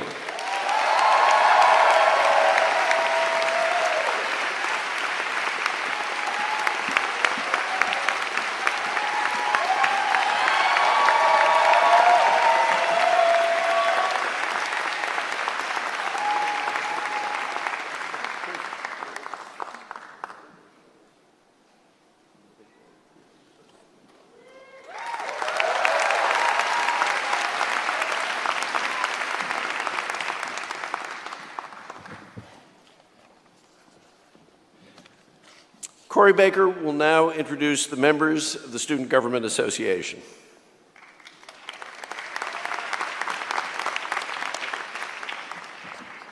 Good afternoon, graduates. How y'all doing? All right. In recognition of their dedication and hard work, we would like to acknowledge the members of this year's Student Government Association and give them each a small token of our appreciation. Please come to the podium and stay at the front of the stage for a photo as I call your name. Joshua Henderson, President. Rebecca Kim, Vice President. Chloe Hallenstein, Treasurer. Nadia Esham, Programming Chair. Dylan Parks, SAIS Europe Representative. Jesus is Lord Wajko, Hopkins Nanjing Center Representative. Matt Casey, MIEF Representative. Colleen Denny, MIPP Representative. Megan Miller, MIPP Representative. And Nathaniel Cato, First Year Representative.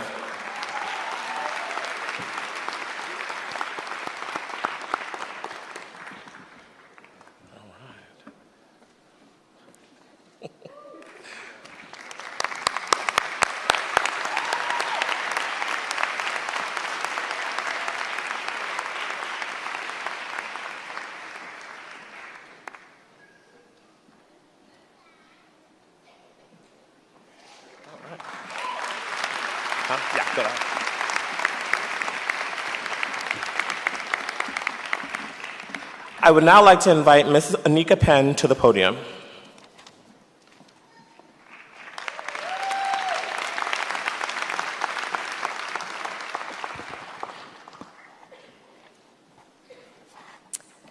Good afternoon, graduates, family, and friends. It is my great honor to welcome you, the graduates of the class of 2019, as you take steps forward from Johns Hopkins SAIS into your new adventures. As a SAIS alum and first vice president of your Alumni Association and a university trustee, I know that not only has Hopkins prepared you for the challenges you will soon face in the world, but that the institution will continue to provide you with support, leads, and companionship if you choose to stay in touch. The Johns Hopkins Alumni Association is made up of 215,000 alums from all 9 divisions of the university. You can see this reflected in the many alumni communities established in 70 cities across the world, with the great many experiences that take place, from the most recent SAIS Asia Region Foresight Forum held in March on US-China relations in Hong Kong, to the JHU San Francisco Bay Area event on renewables and the politics of global energy transition in September.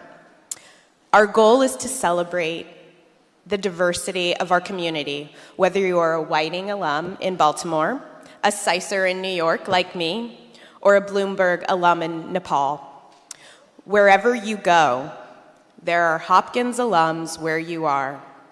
There are Hopkins alums doing what you do, and perhaps most importantly, there are Hopkins alums doing what you want to do next.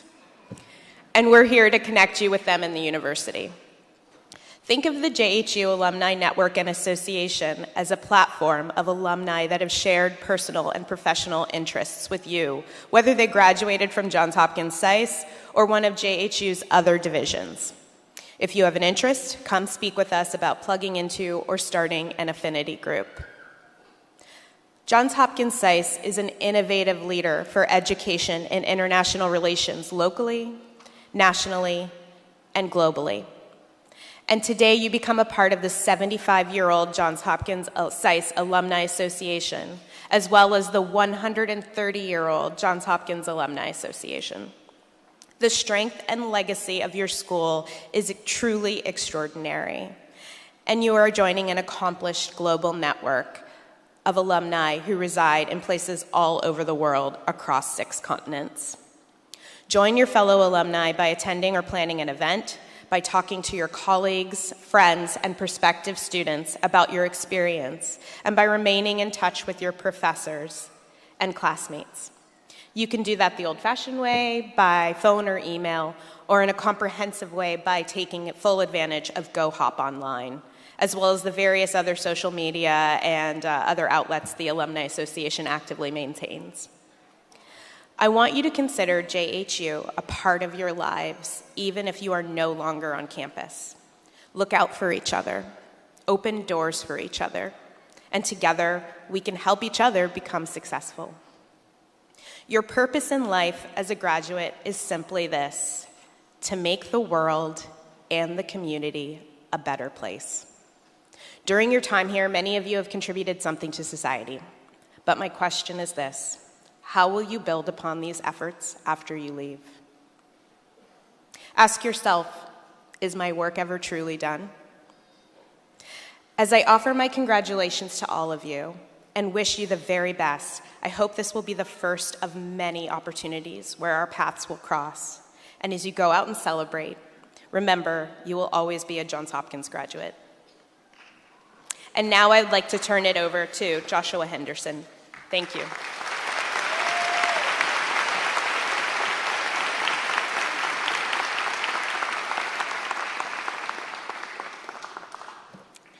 As SAIS students, we come from a variety of places and professional backgrounds.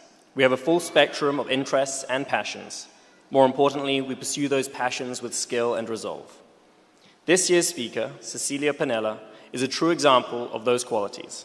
It is a privilege to welcome her to the podium, our fellow classmate, Cecilia Pinella.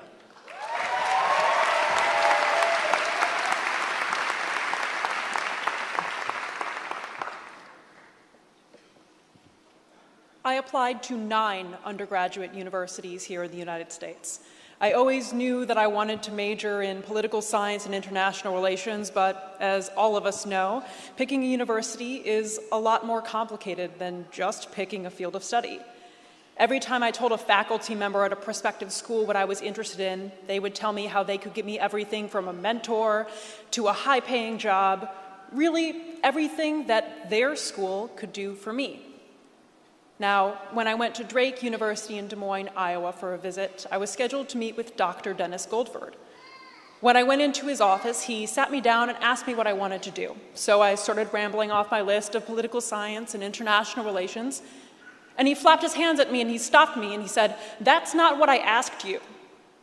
Why are you here? What do you want to do?" He demanded that I provide meaning and justification for the knowledge that I wanted and the future that I sought. This unique and special appreciation of knowledge for its own sake is something that has carried me here to SAIS. This endeavor has not been one to simply do or achieve, but rather its own experience, something emotional and almost visceral in the way that it has demanded our creation, our attention, and our best. This SAIS experience, and the pursuit of the knowledge needed to forge it, has also required something more than just a commitment. It has required excellence.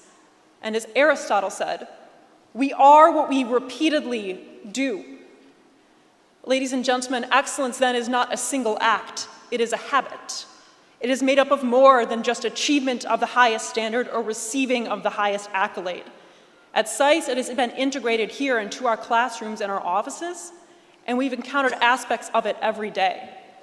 AFP professor and director of the Kissinger Center, Francis Gavin, has harnessed the power of the rhetorical question. If you look at any of his articles, Dr. Gavin has asked readers to engage difficult issues with him, rather than simply addressing them. This intellectual interaction and the value of the question that comes with it is something that Dr. Gavin has brought to the classroom. I know that each of us who have sat in his lectures have found his attention to the unknowns unique and very powerful. At SAIS, we've been taught to always ask the question, always seek to expand our intellectual horizons. SAIS has taught us to make questioning a habit. Since his appointment to Executive Vice Dean, Dr. Elliot Cohen has hosted several roundtables with students to hear their feedback on SAIS's operations. In the session that I attended, he asked us specifically how this institution could continue to grow in order to serve the best needs of its students. He asked each one of us to take responsibility for the betterment of SAIS, not just for the class of 2019, but for the classes of 2020 and 2021 and so on. He asked us to take responsibility for our school. He asked us to have passion for intellectual growth, and it is that intellectual growth that is the hallmark of a SAIS student. And we have seen how that growth has produced tangible change. SAIS has asked us to grow, and we have made that growth a habit. Now, for me, the most powerful words in any SAIS classroom have been, "I disagree with you." I have found the most compelling conversations are those that have been born out of difference. Our colleagues have demanded that we are responsible for our opinions, and our professors have asked us to communicate those ideas for the betterment of our present and future communities. As Ambassador Eric Edelman has said, we didn't come to SAIS to have our biases affirmed. We have been taught not to shy away from difficult conversations because they forge better arguments and more complex worldviews. SAIS has demanded that we have made challenge a habit. But again, ladies and gentlemen, these actions alone are not enough. To do each and every one of these things each and every single day, that is true and consistent behavioral excellence. Each of us in this room has sought controversy and debate as a way to encourage our colleagues, coworkers, and faculty to engage with the world around us. What is central to this endeavor is not the concept of personal or professional prestige, nor is it the ideas of power and politics that infiltrate our understandings of international relations. We have focused on the concept of struggle and on the concept of perspective. Essentially, we've had to learn to appreciate a certain amount of disorder. If we are to exact the ferocious amounts of political and social change that we seek, we must aspire to discomfort. We must aspire to the edges of our understandings and the edges of our identities, both as individuals and as an institution. The SAIS class of 2019 is representative of the social horizon that others have feared, and everyone in this room has relished in finding. As prospective students, we sought the possibility to change our futures for the better. We made curiosity a habit. As current SAISers, we demanded from ourselves and each other a learning environment that forged academics of rigor and professionals of excellence. We have made hard work a habit. And as future SAIS alumni, we protect these things for future students, future faculty and staff from all walks of life.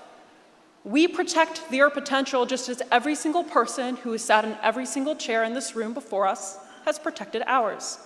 We have made integrity a habit.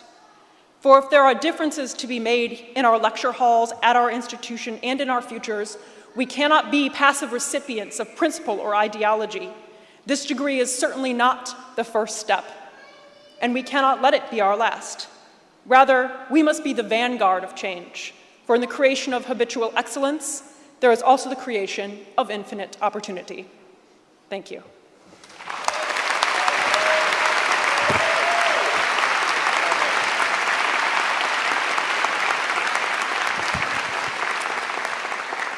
Thank you for those inspirational remarks. And now it is time to celebrate. I would like to invite all of the graduates and their guests to the reception at the atrium of the Ronald Reagan Building International Trade Center. And information regarding the reception is in your programs. Thank you very much, and good luck and congratulations. Thank you.